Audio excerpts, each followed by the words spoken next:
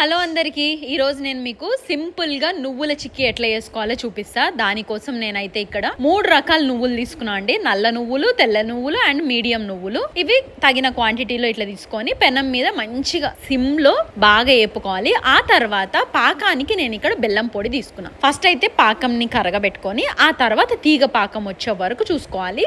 ఇక్కడ నేను నెయ్యి యాడ్ చేస్తున్నా. ఇట్లా పాకంలో నెయ్యి వేయడం వల్ల అది తినేటప్పుడు కొంచెం బంక లాగా కాకుండా మంచి టేస్ట్ వస్తుందండి. సూపర్ గా ఉంటది. ఒకసారి మీరు కూడా ఇట్లా ట్రై చేయండి. ఆ తర్వాత స్టవ్ ఆపేసి తీగ పాకం అయినాక ఆ నువ్వులన్నీ తీసి ఆ పాకంలో వేసి మంచిగా మిక్స్ చేసి ఒక ప్లేట్ కి నెయ్యి రాసుకొని ఆ ప్లేట్ పైన మంచిగా స్ప్రెడ్ చేసుకొని వేడిగా ఉన్నప్పుడే కట్ చేసి పెట్టేసుకోవాలి. మళ్ళా కట్ కాదు. ఇంకా ఆ తర్వాత టేస్ట్ చేస్తే అండి మామూలుగా ఉండదు. ఇది ఆడోళ్ళకైతే చాలా మంచిదండి. నడుముల్లో బలం ఉంటది. ఎవరైనా తినొచ్చు. నువ్వులు బెల్లం కాంబినేషన్ అనేది చాలా చాలా మంచిది. ఒక్కసారి ట్రై చేయండి.